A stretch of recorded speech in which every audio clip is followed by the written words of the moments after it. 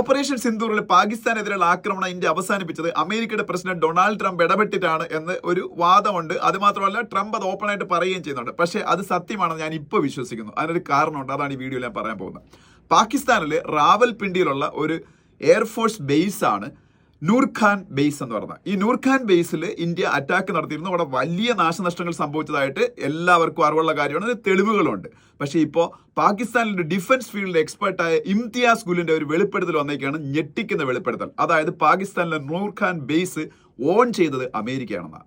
അത് ഇതുവരെയ്ക്കും പാകിസ്ഥാനിലെ പട്ടാളമോ പാകിസ്ഥാനിലെ ഗവൺമെന്റോ അതിനെ ഡിനേ ചെയ്യുകയോ അത് അക്സെപ്റ്റ് ചെയ്യുകയോ ചെയ്തിട്ടില്ല. അത് സംശയത്തിന് ആക്കം കൂട്ടുന്നു. അതായത് പാകിസ്ഥാനിലെ ഏറ്റവും ഉയർന്ന മിലിറ്ററി അല്ലെങ്കിൽ നേവിയിലെയോ ആർമിയിലെയോ ഒരു ഉദ്യോഗസ്ഥന് പോലും അകത്തേക്ക് പോലും കടന്നു ചെല്ലാൻ പറ്റാത്ത രീതിയിൽ പാകിസ്ഥാന്റെ മണ്ണില് റാവൽപിണ്ടിയിൽ നൂർഖാൻ എയർബേസ് അമേരിക്കയുടെ സ്വന്തമാണെന്നാണ് പറയുന്നത്. അതായത് അമേരിക്കയുടെ എയർക്രാഫ്റ്റുകൾ എപ്പോഴും അവിടെ കാണാമെന്നും അതിനകത്ത് എന്താണ് നടക്കുന്നതെന്ന് അറിയില്ലെന്നും ഈ ഇംതിയാസ് ഗുൽ എന്ന് പറയുന്ന ഡിഫൻസ് എക്സ്പെർട്ട് പറയുന്നുണ്ട്.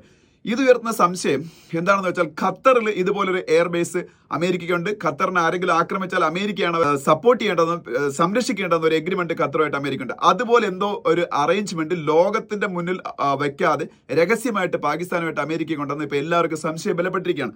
നൂർഖാൻ ബേസിൽ ശക്തമായിട്ട് ഇന്ത്യ ആക്രമണം നടത്തുമ്പോൾ അവിടെ വലിയ നാശനഷ്ടങ്ങൾ സംഭവിക്കുമ്പോൾ അമേരിക്കയാണ് സ്വാഭാവികമായിട്ട് പാനിക്കാവുന്ന. അമേരിക്കയുടെ ഇത് സത്യമാണെങ്കിൽ അമേരിക്കയുടെ പട്ടാളക്കാരായിരിക്കും അവിടെ മരിച്ചത് ഒരു പക്ഷേ. അപ്പോൾ അമേരിക്ക സ്വാഭാവികമായിട്ട് പാനിക്കാവുകയും ഇന്ത്യയോട് ഇത് നിർത്താൻ ആവശ്യപ്പെടുകയും ചെയ്യും. ഇത് ഇന്ത്യക്ക് അറിയാവുന്ന കാര്യമായിരിക്കും ഒരു പക്ഷേ, ഈ നൂർഖാൻ ബേസിന്റെ ഒരു സീക്രട്ട് ഒക്കെ. അപ്പോൾ ഇന്ത്യ ഇത് മനസ്സിലാക്കിയിട്ട് അമേരിക്ക പറഞ്ഞത് ഒരിക്കലും സ്റ്റോപ്പ് ചെയ്യാൻ പറ്റൂലല്ലോ. ഒരു പക്ഷേ ഇന്ത്യ അമേരിക്കയോട് ആവശ്യപ്പെട്ടുകയാണത് പാകിസ്ഥാന്റെ ഭാഗത്ത് നിന്ന് റിക്വസ്റ്റ് വരണം, എന്നാലേ ഞങ്ങൾ അവസാനിപ്പിക്കുന്നു. അങ്ങനെ ആയിരിക്കണം ഒരു പക്ഷേ പാകിസ്ഥാന്റെ DGMO ഇന്ത്യയുടെ DGMO ഡയറക്ട്ലി വിളിക്കുന്നതും ഇന്ത്യ ഈ ആക്രമണം അവസാനിപ്പിച്ചത്. എന്തായാലും ഒരു കാര്യം ഏതാണ്ട് ഉറപ്പാണ്, പാകിസ്ഥാനിൽ നമ്മൾ കരുതുന്നതിന് അപ്പുറമായുള്ള താല്പര്യങ്ങൾ അമേരിക്കയ്ക്കുണ്ട്.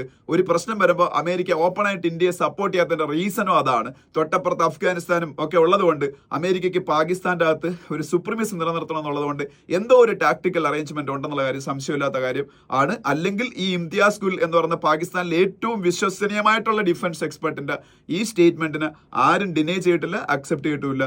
നൂർഖാൻ ബേസ് ഒരുപക്ഷെ അമേരിക്കയ്ക്ക് ഉള്ളതായിരിക്കാൻ സാധ്യതയുണ്ട്. ഇന്ത്യ അവിടെ മനോഹരമായിട്ടൊരു അറ്റാക്ക് നടത്തി, അവിടെ വലിയ നാശനഷ്ടം സംഭവിച്ചു.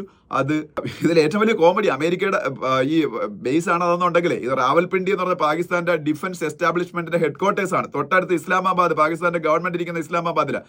യുവമാരുടെയൊക്കെ ഒരു സോവറിനിറ്റി അല്ലെങ്കിൽ ഈ പരമാധികാരം അതിനെ പോലും ക്വസ്റ്റ്യൻ ചെയ്യുന്ന രീതിയിലാണ് ഇത് സത്യമാണെന്നുണ്ടെങ്കിൽ ഒരു അവസ്ഥ എന്ന് പറയുന്നത്. ഇന്ത്യക്കകത്ത് ഇതുപോലൊരു ബേസ് ഒരു മറ്റൊരു രാജ്യത്തിന് അമേരിക്കയ്ക്കോ റഷ്യയ്ക്കോ ഉണ്ടെങ്കിൽ അവസ്ഥ എന്തായിരിക്കും? നമ്മുടെ പരമാധികാരം ക്വസ്റ്റ്യൻ ചെയ്യപ്പെടുന്ന രീതിയാണ്. എന്തായാലും പാകിസ്ഥാൻ ലോകത്തിന് മുന്നിൽ ഒരു ലാഫിംഗ് സ്റ്റോക്കായി മാറുന്നുള്ളതാണ് ഇതിന്റെ യാഥാർത്ഥ്യം എന്ന് പറയുന്നത്.